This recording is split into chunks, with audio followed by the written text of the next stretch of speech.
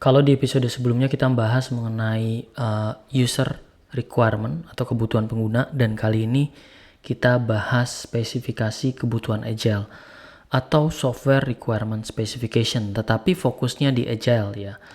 Dan kita akan bahas mengenai pentingnya SRS di lingkungan agile, komponen SRS itu apa saja, ya, prosedur pembuatannya bagaimana menelusuri perubahan software requirement specification, dan bagaimana membuat spesifikasinya, dan kita akan membandingkan perbedaan antara SRS konvensional dan agile.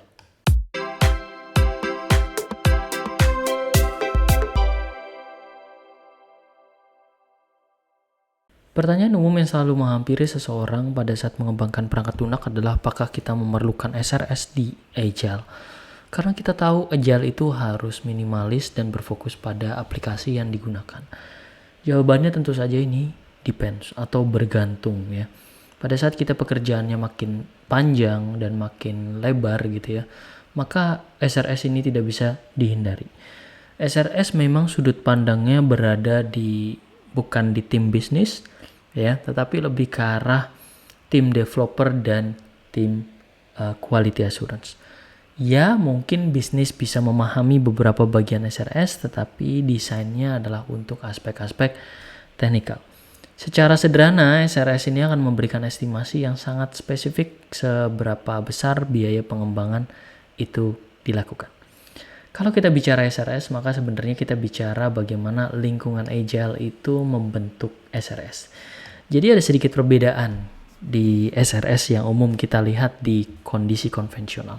RSS di lingkungan agile itu sebenarnya sebagai media perantara untuk desainer, misalnya menyusun sebuah POC, QA untuk melakukan proses acceptance kriteria, untuk membantu dokumentasi sehingga prosesnya dapat sesuai dengan harapan, ya, sampai bagi investor itu bisa membantu untuk mengetahui kompleksitas dan memberitahu seberapa nilai dari produk tersebut. Sesuai dengan namanya spesifikasi perangkat lunak, maka spesifikasi perangkat lunak ini berfokus pada tatanan teknis. Ini kata kuncinya, tatanan teknis. Berbeda dengan user requirement dan business requirement yang mengarah ke komposisi bisnis 100% untuk business requirement. Kalau user requirement itu mungkin 50-50, maka SRS ini lebih cenderung lebih tinggi aspek teknisnya. Jadi memang fokusnya ke sudut pandangnya ke softwarenya, ke sistemnya ya, bukan ke usernya. Ini yang sedikit membedakan. Kalau user requirement itu ke usernya, maka SRS ini ke sistemnya ya. Jadi ada fungsi dari sistem itu sendiri atau software tersebut, aspek-aspek yang termasuk di kinerjanya atau non-functional aspek ya, dan hal-hal lain yang mungkin perlu didokumentasikan seperti interaksi antara pengguna dengan sistem dan juga constraint-constraint yang dimiliki oleh produk pada saat dikembangkan. Saya bercerita sedikit tentang bagaimana daftar input spesifikasi kebutuhan. Jadi bagaimana SRS itu dibentuk. Jadi SRS sebenarnya berdasarkan pada pengguna melakukan apa dan bagaimana sistem tersebut memberikan respon terhadap pengguna. Anggaplah ada sebuah kotak di sana, teman-teman bisa melihat, dan kotak tersebut sebagai berperan masukan, dan garis yang teman-teman lihat itu sebagai sebuah proses, dan bulatan itu sebagai keluaran. Pada saat kita bicara masukan kotak itu, ada banyak hal yang kita harapkan. Produk apa yang akan dihasilkan? Ya, bulatan itu apa yang dihasilkan? Layanannya berupa apa? Report atau apapun. Kemudian prosesnya apa yang terjadi, ya, bagaimana kotak tersebut diubah menjadi lingkaran, apa saja yang dilakukan, ya, ada variasi apa saja yang mungkin terjadi, masukannya ada variasi apa saja, dan seberapa efisien sebuah produk tersebut menghasilkan sebuah pembungkangan yang spesifik, artinya yang minim, yang paling efisien dari proses aplikasi. Dan kalau kita bicara prosedur membuat spesifikasi kebutuhan, ini seperti kita mendefinisikan lucunya seekor kucing. Kita harus memiliki suatu pertanyaan dulu gitu ya. Bagaimana kita mendefinisikan kucing itu lucu gitu ya. Maka kita mendefinisikan sebagai sebuah proses yang berkelanjutan ya. Dari kucing tersebut kecil, besar, dan sebagainya.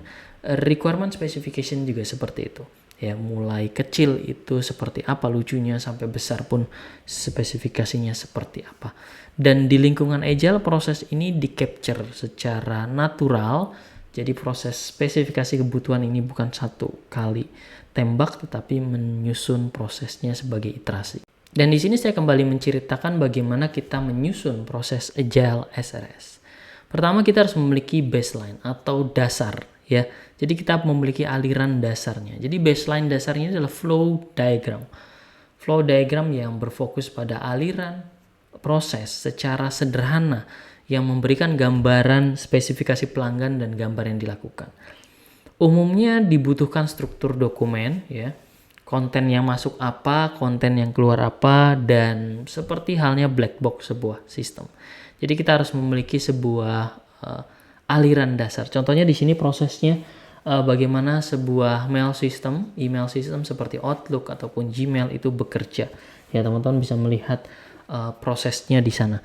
Jadi ini yang kita sebut dengan flow control atau aliran dasar dari sebuah sistem. Ada komunikasi di sana, ada subkomponen yang mungkin Anda pikirkan, dan disitulah aliran dasar sebuah technical dari SRS. Setelah itu fase 2, fase terakhir adalah menjelaskan prosesnya. Jadi setiap kotak atau setiap aliran yang terjadi itu bisa jadi terjadi aktivitas tertentu. Menyimpan data, kemudian prosesnya itu spesifikasinya ditentukan oleh pelanggan, disetujui, kemudian dievaluasi, dan evaluasi tersebut menghasilkan sebuah proses yang final, dan umumnya didokumentasikan dengan tools yang relevan seperti Draw.io, Visio, atau yang lain yang akan membuat proses itu menjadi lebih mudah dipahami baik dari sudut pandang teknis, fungsional, ataupun pemahaman kebijakan di organisasi. Dan saya katakan prosesnya adalah berputar, artinya tidak satu kali dan ada mekanisme traceability atau proses penelusuran perubahan ya. Pada saat ada perubahan, pengembang harus memberikan informasi apa yang berubah di sana, pendekatan apa yang berubah dan mengapa berubah. Dan bisa saja ada yang kita sebut dengan cross cutting atau cross connection. Pada saat ada satu subsistem berubah, maka mungkin ada perubahan di subsistem yang lain yang harus didiskusikan implikasinya. Dan pada saat ada perubahan dari customer, maka diperlakukan proses penelusuran juga berimplikasi ke komponen mana dan bagaimana proses perubahan itu difasilitasi. Selain itu, traceability juga bicara apabila ada upgrading system, perubahan library yang digunakan, misalnya dari PHP version sekian ke PHP yang lebih tinggi, ya, ada aktivitas di situ dan harus didokumentasikan juga di SRS, ya. Dan SRS ini tentu saja pada saat di traceability harus di peer review oleh sejawat sehingga pengetahuan tidak hanya disimpan oleh satu orang tetapi menjadi beberapa orang untuk dipahami. Membuat spesifikasi kebutuhan agile tidaklah rumit karena kita hanya perlu mengikuti bagaimana agile itu bekerja. Jadi pertama, dokumennya tidak statis, tentu saja dinamis.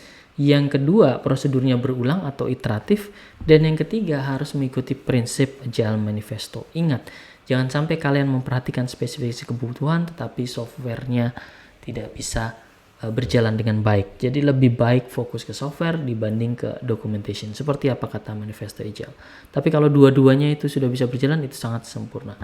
Dan fokuslah pada pendekatan pragmatis. Artinya, lihatlah kembali output akhir dari project ini apa. Kalau output akhirnya adalah blueprint, SRS bisa menjadi solusi yang harus solid. Tapi pada saat output akhirnya berupa software, maka prioritaskan dulu softwarenya agar bisa diterima, habis itu baru fokus ke SRS. Dan di sini kita memahami bagaimana membuat spesifikasi kebutuhan agile.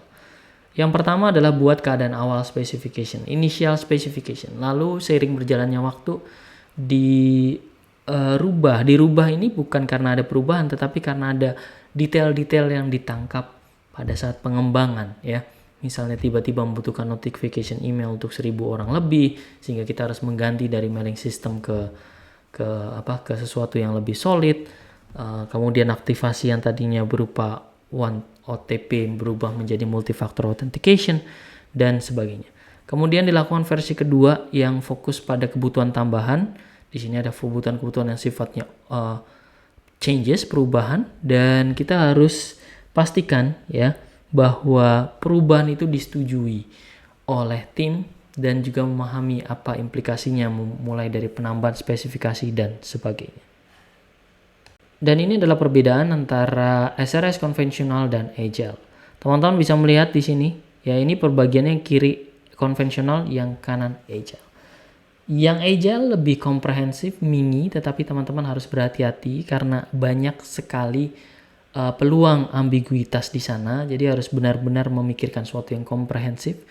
Sebaliknya, SRS sifatnya konvensional lebih detail. Ini akan memudahkan Anda untuk membuat dokumentasi yang lengkap, tetapi akan memakan banyak tenaga, terutama pada saat proses perawatannya. Jadi bukan berarti SRS Agile ini lebih baik daripada SRS konvensional, tidak. Ini adalah masalah taste Anda, hendak menerapkan yang seperti apa. Saran saya adalah pada saat memang hasil output projectnya itu diminta untuk detail, maka menuju konvensional. Pada saat lebih fokus pada deliverable seperti software, saya sarankan menuju agile. Ya. Demikian untuk video kali ini. Terima kasih sudah menonton dan sampai jumpa di video selanjutnya. Terima kasih.